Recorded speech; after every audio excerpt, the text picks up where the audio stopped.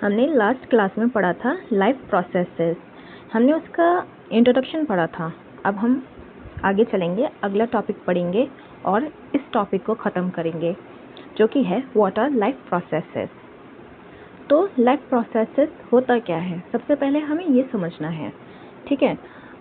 आगे तो तब बढ़ेंगे जब हमें समझ में आएगा कि हम पढ़ क्या रहे हैं। जब तक हमें समझ में ही नहीं आएगा हम पढ़ क्या रहे हैं, तो फिर आगे चलने का क्या फ़ायदा। तो लाइफ प्रोसेसेस का मतलब क्या होता है? लाइफ मतलब क्या हो गया? जीवन, ठीक है। लाइफ जीवन हमारा, किसी का भी, किसी भी स्पीशीज़ का, किसी भी स्पीशीज़ की लाइफ, ओके।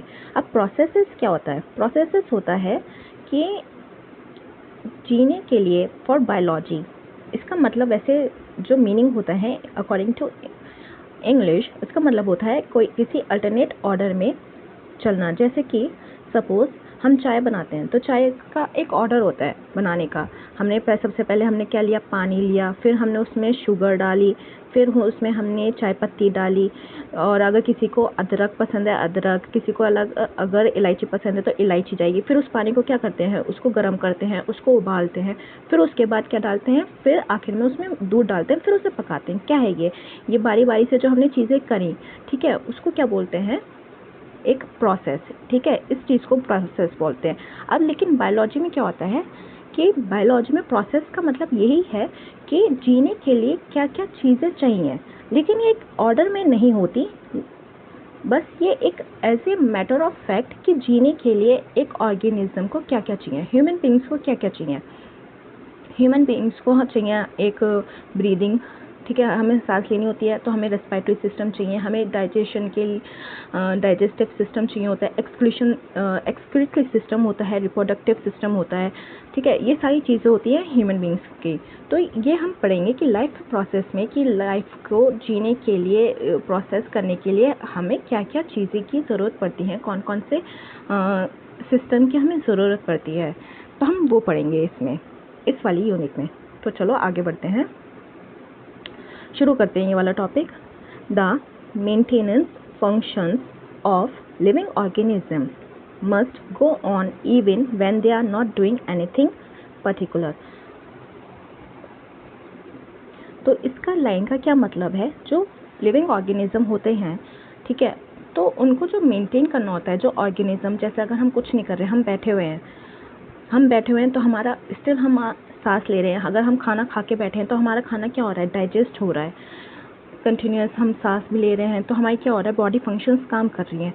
तो इस लाइन का अकॉर्डिंग क्या मतलब है कि हमें एक ऐसा फंक्शन चाहिए जो लिविंग ऑर्गेनिज्म, अगर वो कुछ भी नहीं कर रहा हो, अगर they are not doing anything particular, तब भी वो फंक्शन करे। हमें ऐसा सिस्टम चाहिए लाइफ के लिए। पता चला हम कुछ नहीं कर रहे और ऑर्गेनिज्म ने कुछ नहीं कर रहे, और क्या हो गया?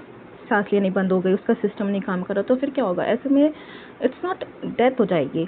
तो it's not that way, life इस तरह से वर्क नहीं करती किसी भी ऑर्गेनिज्म की। और इसमें हम नॉट ह्यूमन बीइंग्स की बात नहीं कर रहे हैं, हम इसमें ऑर्गेनिज्म की बात कर रहे हैं। यहाँ पे हर टाइप का ऑर्गेनिज्म की बात कर रहे हैं, जैसे कि प्रोकैरियोट्स भी आ जाएंगे इसमें, यूकैरियोट्स भी आ जाएंगे, सब कुछ आएगा इसमें organism. Even when we are just sitting in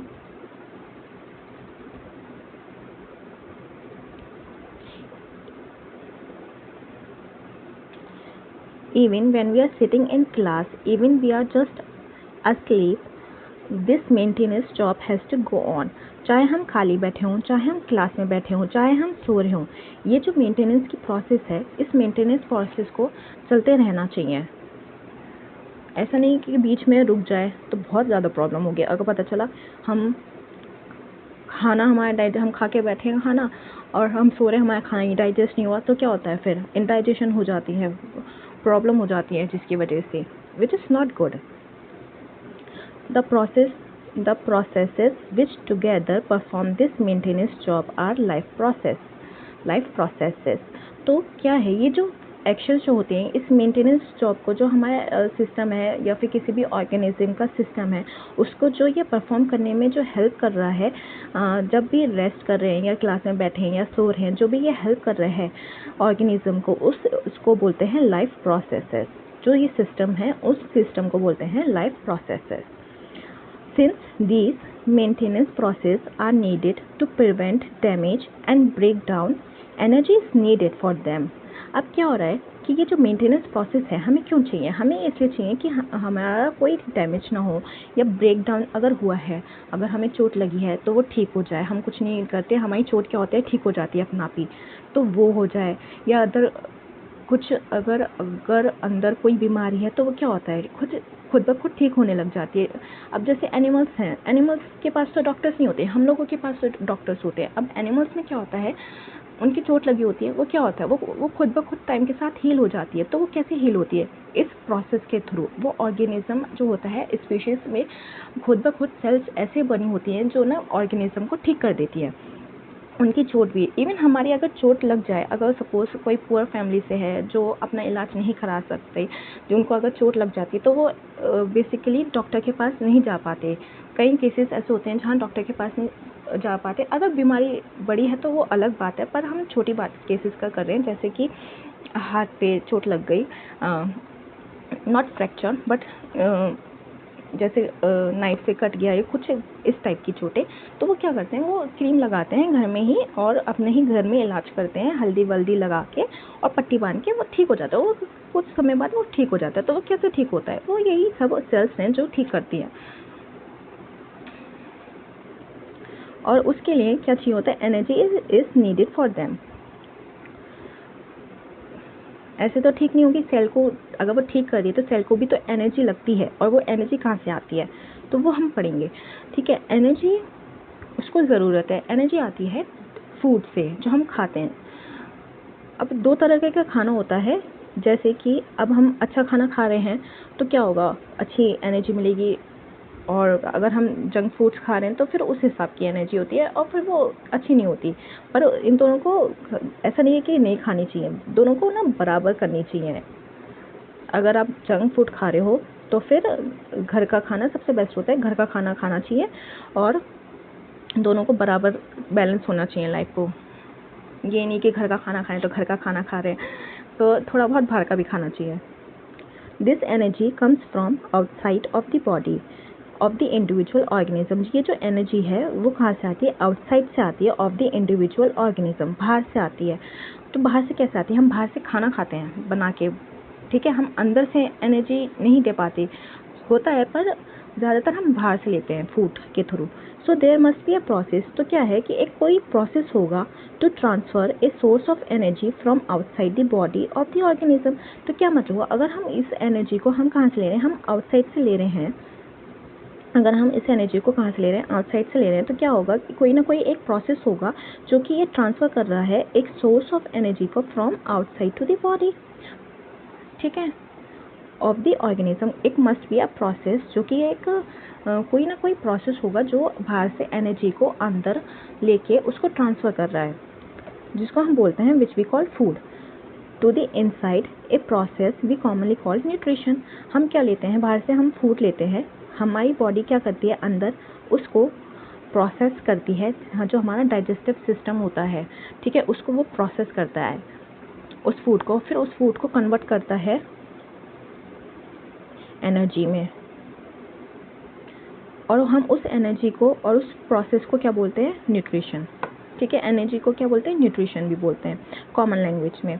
if the biology में एनर्जी, ठीक है, if the body size of the organism is to grow, अगर बॉडी साइज क्या है ऑफ द ऑर्गेनिज्म का है कि इज़ टू ग्रो, तो उसे क्या ज़रूरत होगी? Additional raw material will also be needed from outside. अब कुछ ऐसे ऑर्गेनिज्म होते हैं जैसे कि जिराफ, एलिफेंट, ये क्या होते हैं? कितने बड़े होते हैं साइज़ में। अब उनके साइज़ को बड़े होने के लिए वो क्या ज़रूरत है? अब उनका काम क्या है? उनके बॉडी साइज़ को ग्रो होना है। अब वो ऐसे में उनको क्या लगेगा? उनको extra materials, raw material, basically food लगेगा। एक्स्ट्रा भी नहीं कह सकते, उनको जितना हर एक बॉडी की, हर एक स्पीशीज़ की, हर एक एनिमल की और हर इंसान की भी अलग अलग फूड नीड होती है, किसी को ज़्यादा लगता है, किसी को कम लगता है, ठीक है। अब उस हिसाब से हाथी है तो उसको ज़्यादा लगेगा, जिराफ है उसको ज़्यादा लगेगा, चूहा है उसको कम लगेगा, हम लोगों को उससे थोड़ा ज़्यादा लगेगा चूहा से, पर एलिफेंट के कंपेयर में हमें कम लगेगा। That's a thing. Additional raw material will also be needed from outside, तो जो और खाने की ज़रूरत पड़ेगी जिसको ये बोल रहे हैं raw material from the outside. Since life on earth depends on carbon based molecule. अब जो है लाइफ जो है अर्थ पे वो डिपेंड किस पे है, carbon based molecule. Most of these food sources are also carbon based. इसका मतलब क्या है, जो लाइफ ऑन अर्थ पे है वो कहाँ पे डिपेंड है, कार्बन बेस्ड मॉलिक्यूल पे। हमारे जो खाना होता है, हमारा जो फूड होता है वो कहाँ से आता है, वो आता है हमारा प्लांट से। और प्लांट क्या लेता है, प्लांट लेता है CO2, ठीक है, वो CO2 लेता है और O2 छोड़ता है, बाहर रिलीज करता है एज ए बाय प्रोडक्ट। तो क्या मतलब हुआ इस लाइन का, जो लाइफ ऑन अर्थ है जैसे कि प्लांट्स हैं वो किस पे बेस्ड हैं, कार्बन बेस्ड मॉलिक्यूल जो कि है CO2। तो हमारा जो फूड होता है, most of this food source are also carbon based. तो वो हमारा जो फूड कहाँ से आया, प्लांट से आया, प्लांट CO2 ले रहे हैं, तो हमारा जो फूड हुआ वो किस पे बेस्ड हुआ, कार्बन बेस्ड पे हुआ। Depending on the complexity of these carbon sources, different organisms can then use different kind of nutritional processes। अब क्या है कि कार्बन सोर्स की भी बहुत ज़्यादा कॉम्प्लेक्सिटी होती है और डिफरेंट जो ऑर्गेनिज्म होते हैं उसको उनकी एक डिफरेंट काइंड की नीड होती है, can then use different kind of nutritional process. तो उस हिसाब से वो अपने हिसाब से जो भी उनकी नीड है उस हिसाब से वो अपना कार्बन सोर्स यूज़ करते हैं और अपना वो न्यूट्रिशनल का प्रोसेसेस करते हैं।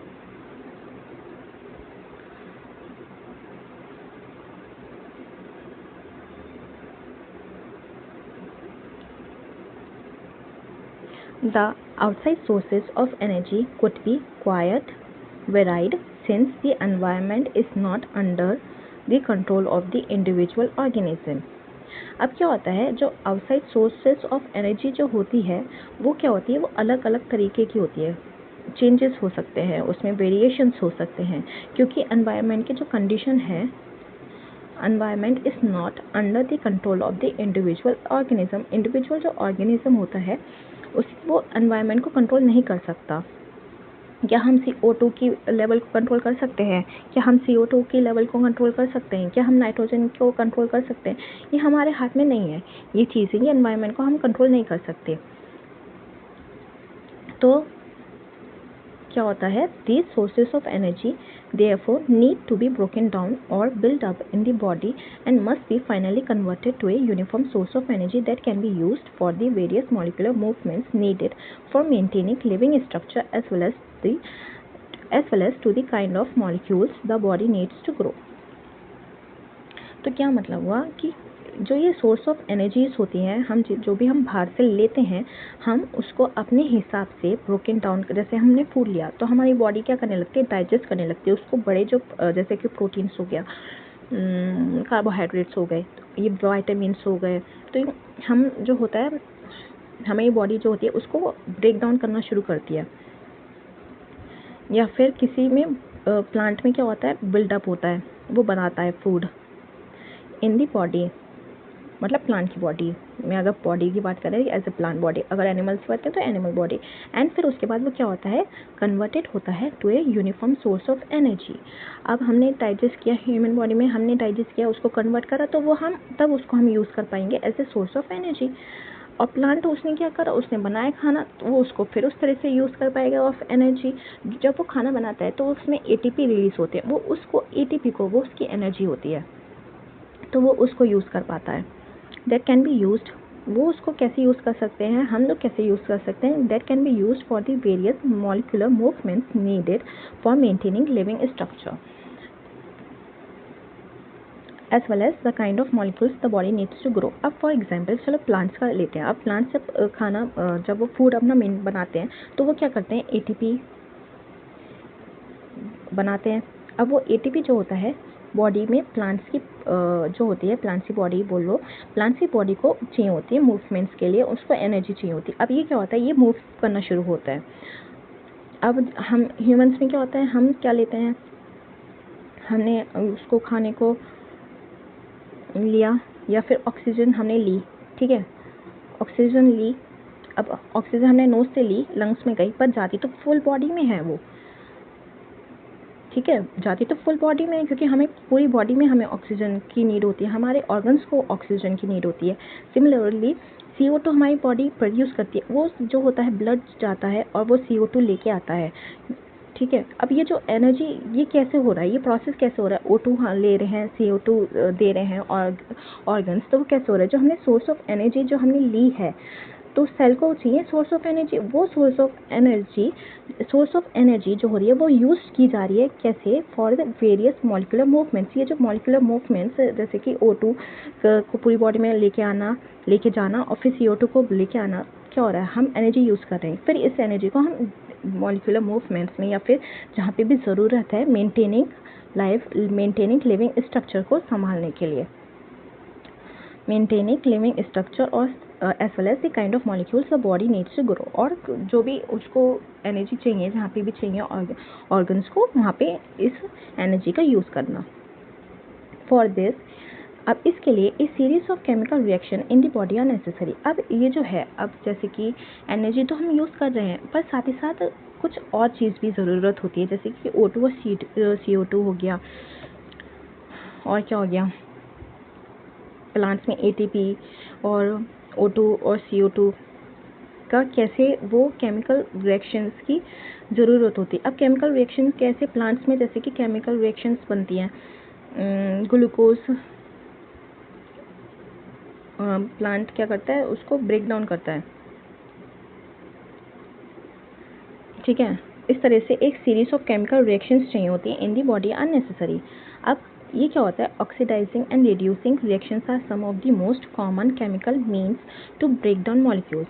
अब किसी भी रिएक्शंस को, किसी भी केमिकल को तोड़ने के लिए क्या चाहिए होता है, ऑक्सीडाइजिंग एंड रिड्यूसिंग रिएक्शन होते हैं, कहीं पे इलेक्ट्रॉन का लेना और कहीं पे इलेक्ट्रॉन का गेन और कहीं पे इलेक्ट्रॉन का लूज होना, उसे क्या कहते हैं, ऑक्सीडाइजिंग रिड्यूसिंग रिएक्शंस, और शॉर्ट में क्या बोलते हैं इसको, रिडॉक्स रिएक्शन। केमिस्ट्री में पढ़ा होगा रिडॉक्स रिएक्शन।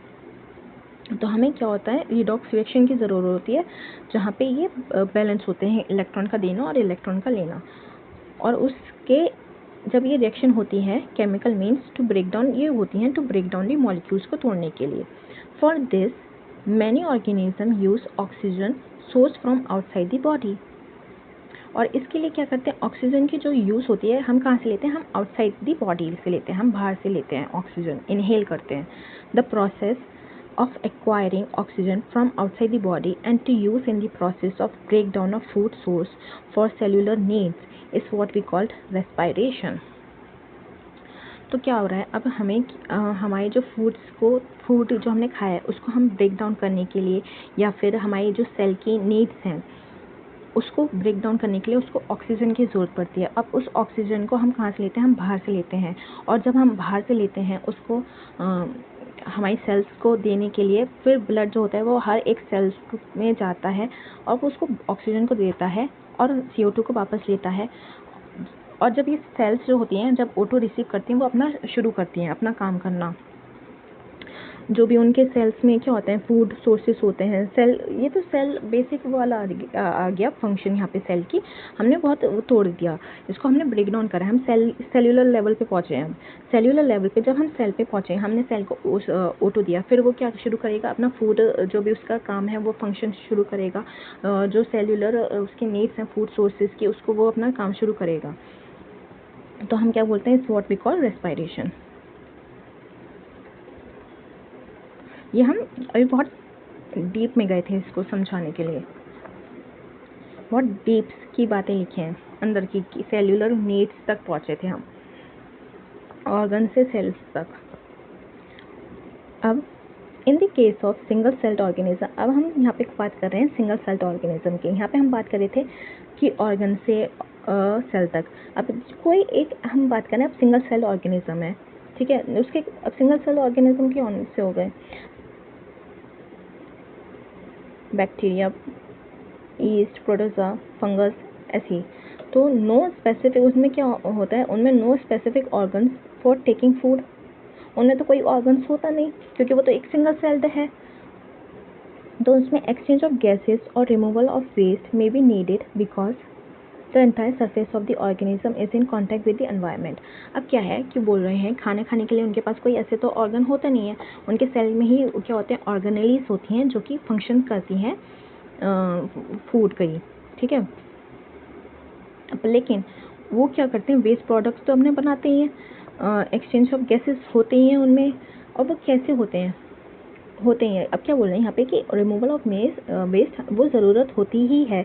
क्यों? क्योंकि होती है, क्योंकि वो जो होते हैं ना सिंगल्स, अब बैक्टीरिया हम देख नहीं सकते, हमारे आसपास इस समय भी बैक्टीरिया होंगे लेकिन हम देख नहीं सकते, पर वो हैं इस समय और वो एनवायरनमेंट के टच में है, समझ रहे हो। और वो एनवायरनमेंट के टच में, जैसे कि ये बैक्टीरिया सेल्स हैं, अब ये इस समय एनवायरनमेंट के टच में, ये सपोज ये एनवायरनमेंट है ना। अब ये कैसे कर लेगा, ये डिफ्यूजन के थ्रू ही कर लेगा ये सब चीज़ें, इसको ऑर्गन की ज़रूरत नहीं है क्योंकि ये एनवायरनमेंट के टच में है और एनवायरनमेंट के थ्रू ही ये एयर ले लेगा और एयर ब्रीथ कर लेगा और एक्सक्रीशन भी इसी तरह से कर लेगा। तो ऐसे इसे सच ऑर्गन भी नहीं चाहिए एक्सचेंज ऑफ गैसेस के लिए, कभी हमने पढ़ा भी नहीं। क्यों नहीं पढ़ा? क्योंकि ज़रूरत ही नहीं है। But what happens when the body size of the organism increases. अब क्या होगा अगर किसी, जैसे कि बॉडी साइज जो है, जैसे सपोज एलिफेंट हो गया, उसका ऑर्गेनिज्म का साइज इंक्रीज होने लग गया, जैसे लॉयन से हम गए, माउस हो गया, फिर उसके बाद क्या हो जाएगा, डियर हो जाएगा, डियर के बाद लॉयन हो जाएगा, धीरे धीरे करते अगर किसी ऑर्गेनिज्म का साइज़ बढ़ता जा रहा है और एलिफेंट तक रीच कर गया एंड और जिराफ तक, तो क्या होगा, उनका जो बॉडी डिज़ाइन है एंड बॉडी डिज़ाइन भी सबके अलग होते हैं। अब एलिफेंट कितना बड़ा है, जिराफ देखा है कैसा है, उसके बॉडी डिज़ाइन अलग, उसकी गर्दन कितनी बड़ी होती है, ज़ेब्रा अलग दिखता है और हॉर्स अलग दिखता है, जो उनके बॉडी डिज़ाइन होते हैं अलग होते हैं, हम अलग होते हैं, हम जानवर की तरह नहीं दिखते, हम हाथी की तरह नहीं दिखते। उसके बाद क्या होता है, उनके बॉडी डिज़ाइन भी कॉम्प्लेक्स होने लग जाते हैं, ठीक है।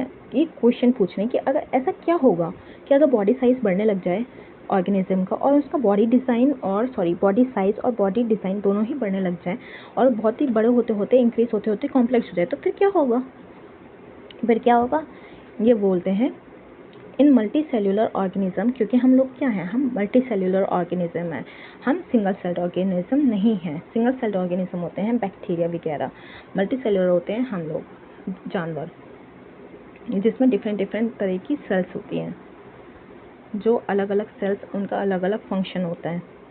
All the cells may not be in direct contact with the surrounding environment.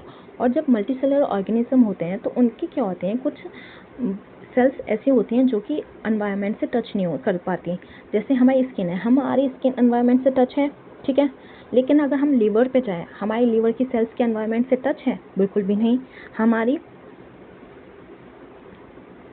हमारी जो लीवर की सेल्स हैं वो एनवायरनमेंट से टच नहीं है। अब ऐसे केस में क्या होगा, उसको सेल्स को कुछ स्पेशलाइज्ड कुछ तो चाहिए होगा जहाँ से वो अपना एक्सचेंज कर सके ऑक्सीजन, उसको ऑक्सीजन चाहिए होगी, अपना एक्सक्रीशन निकालना होगा, वेस्ट मटेरियल भी निकालना होगा। अब वो कैसे निकालेगी, वो निकालती है ब्लड के थ्रू। ब्लड जाता है, O2 देता है, CO2 लेता है, वेस्ट मटेरियल लेता है, दैट्स उसको वो चीज़ हो गई उनकी स्पेशलाइज्ड।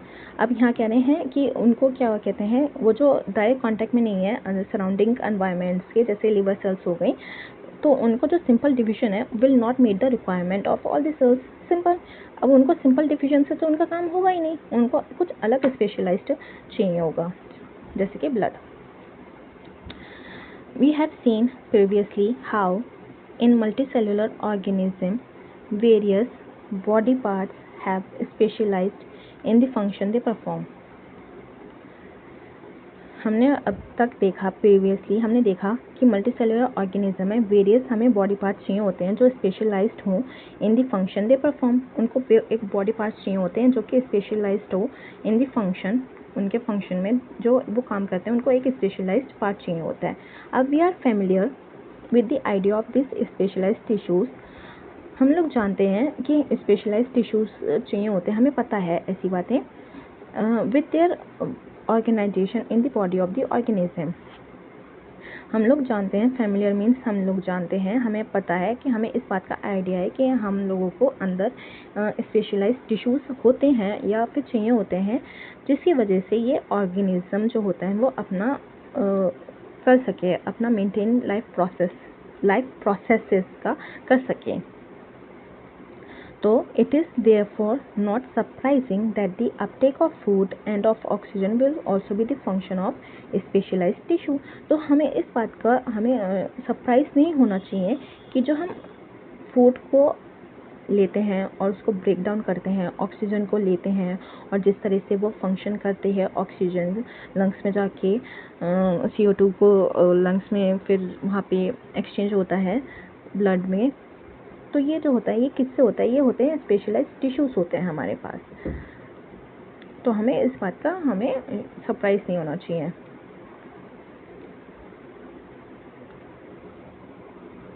अब however these possesses a problem since the food and oxygen are now taken up at one place in the body of the organism while all parts of the body need them। अब क्या कह रहे हैं कि लेकिन ये तो एक प्रॉब्लम होनी चाहिए, क्योंकि हम जो फूड और ऑक्सीजन लेते हैं हम तो एक जगह लेते हैं, ठीक है। हमारे पेट में गया, हमने खाना खाया, वो कहाँ गया? हमारे पेट में गया। हमने ऑक्सीजन ली, हमारे कहाँ गई? लंग्स में गई। पर एक ऑर्गेनिज्म को तो पूरे उसमें चाहिए होती है, उसको पूरे बॉडी पार्ट में चाहिए होती है। ऐसा थोड़ी ना होता कि हमने खाना खाया पेट में लेकिन एनर्जी तो हमारी हर जगह लगती है। सांस हम लेते हैं तो ऑक्सीजन तो हर ऑर्गन में जाती है। तो ऐसा ही ये बोल रहे हैं कि while all parts of the body need them, ठीक है। जैसे प्लांट है, प्लांट ने क्या लिया? सॉइल में उसके होता है, पानी होता है, ठीक है। उसका फूड जो होता है, सॉइल अपना फूड न्यूट्रिएंट्स कहाँ से लेती है? सॉइल में से लेती है।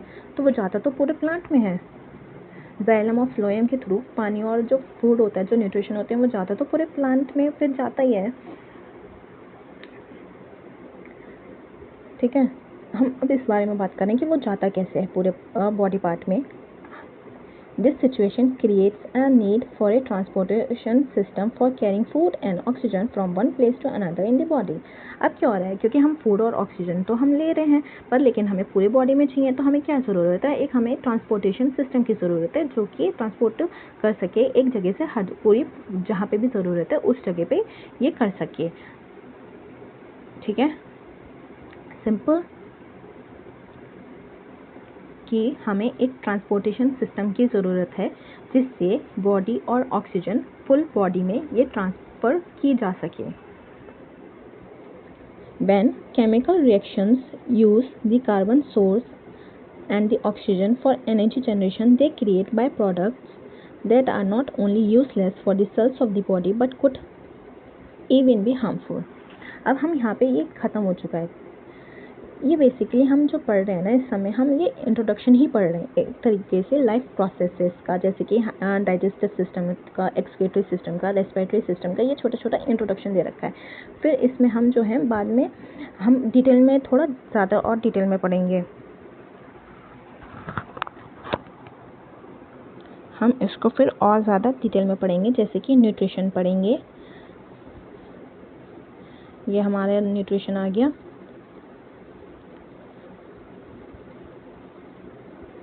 फिर हम पढ़ेंगे न्यूट्रिशन के बाद एक्सक्रीटरी सिस्टम आ जाएगा, डाइजेशन, इसके बाद आएगा रेस्पिरेटरी सिस्टम। तो इस तरह से है ये, इसके ये इंट्रोडक्शन सा दे रखा है कि हमें क्यों ज़रूरत है इन सारे सिस्टम का।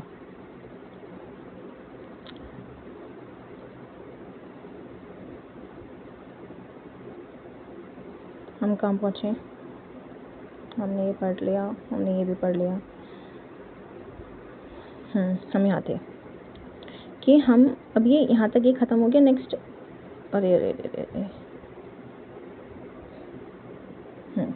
यहाँ तक पढ़ लिया हमने। अब यहाँ से when chemical reaction use the carbon source, जो केमिकल रिएक्शन होती है वो क्या यूज़ करती है? वो कार्बन सोर्स को यूज़ करती है एंड ऑक्सीजन को फॉर एनर्जी जनरेशन के लिए, एनर्जी जनरेट करने के लिए वो क्या यूज़ करती है? कार्बन सोर्स और oxygen.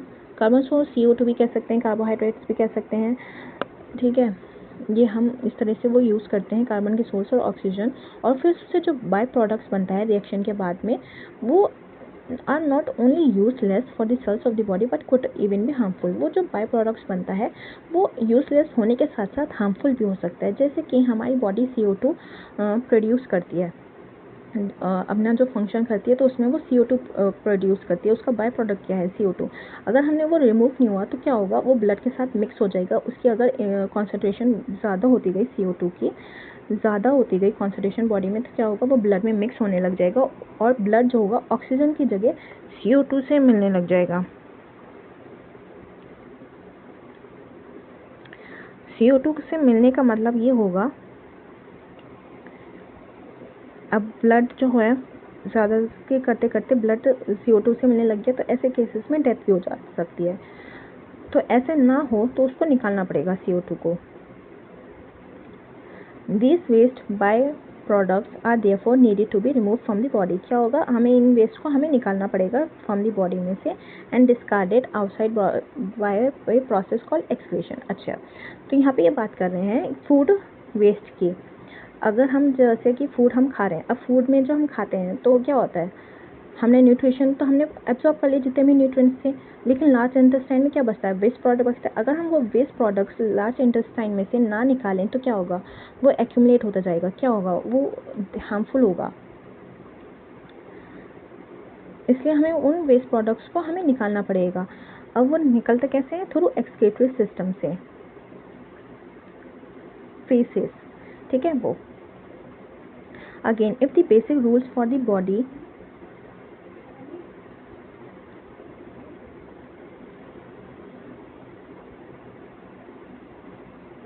again if the basic rules for the body again if the basic rules for body design in multicellular organism are followed, a specialized tissues for excretion will be developed, which means that the transportation system will need to transfer waste away from cells to this excretory tissue। तो इसका क्या मतलब हुआ कि अगर हम basic rules हम जो अब तक पढ़ते आए हैं उसका हम बेसिक रूल फॉलो करते हैं मल्टीसेलुलर ऑर्गेनिज्म में, तो उसको एक स्पेशलाइज्ड टिश्यू की ज़रूरत होगी। एक्सक्रीशन को एक जगह एक्सक्रीशन नहीं होता। एक्सक्रीशन जो होता है सेल्स हर जगह फुल बॉडी में एक्सक्रीशन हो रहा है, क्योंकि सेल्स हमारी फुल बॉडी में, तो वहाँ से हर सेल्स को अपना जो वेस्ट मटेरियल वो निकालना होगा। अब निकालने के लिए उसको कोई ना कोई एक ट्रांसपोर्टेशन सिस्टम की ज़रूरत पड़ेगी। तो उस ट्रांसपोर्टेशन के लिए हमें क्या चाहिए होगा? एक स्पेशलाइज्ड टिश्यू। तो क्या होगा? हमें will need to transport waste from cells to this excretory tissue. हमें स्पेशलाइज्ड टिश्यू की ज़रूरत होगी जिससे ये जो सेल्स होंगे अपना एक्सक्रीटरी जो वेस्ट है वो निकाल के इस एक्सक्रीटरी टिश्यू को दे सके। Let us consider these various processes so essential to maintain life one by one। अब हमें ये जो जितने भी हमने अब तक वेरियस प्रोसेसेस पढ़े हैं, हमें वो सारे क्या हैं? वो बहुत एसेंशियल हैं वो मेंटेन करने के लिए। किस एसेंशियल क्यों है? Maintain the life one by one, एक के बाद एक चीज़ है कि हमें ये प्रोसेस की ज़रूरत होती है कि लाइफ प्रोसेसेस को मेंटेन करने के लिए, लाइफ को मेंटेन करने के लिए। Let's do questions. Why is diffusion insufficient हो जाता है to make the oxygen requirement of multicellular organism like human.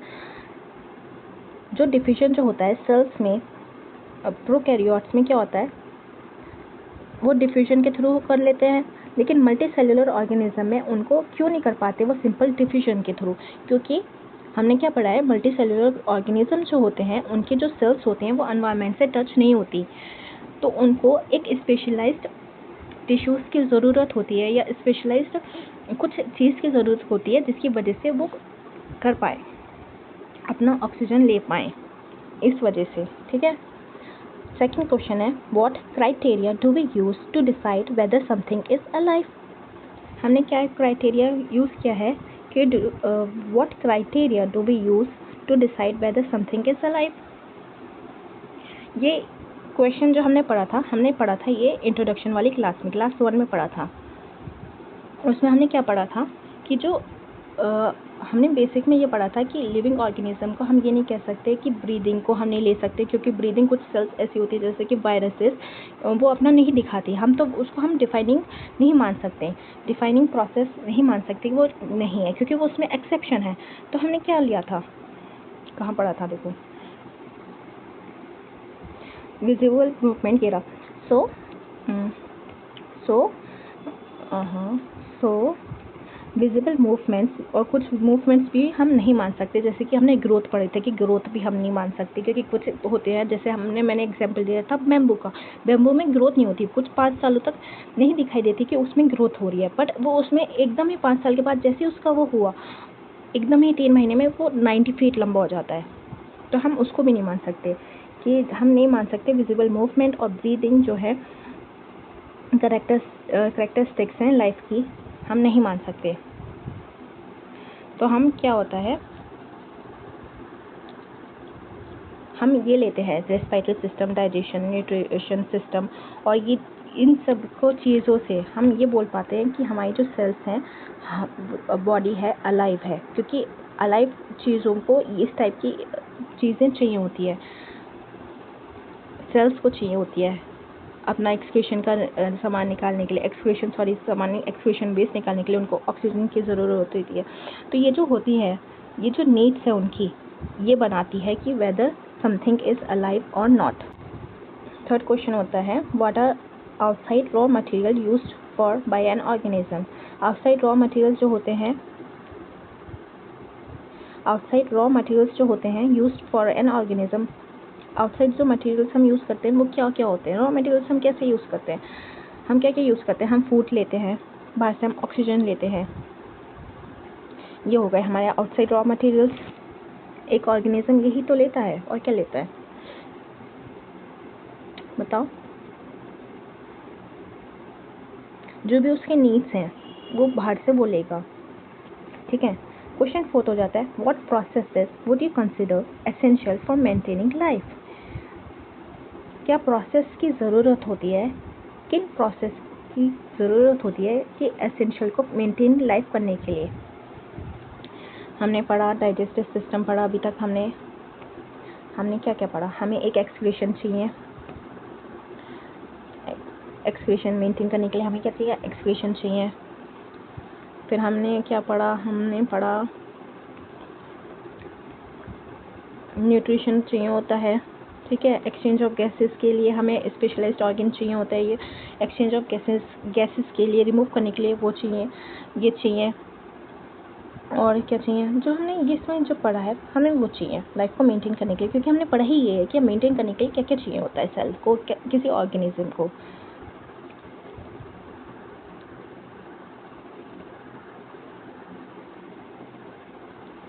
तो ये सारे प्रोसेस से हमने चाहिए एक मेंटेन लाइफ करने के लिए। अब ये टॉपिक एंड हो गया, अगली क्लास में हम पढ़ेंगे न्यूट्रिशन।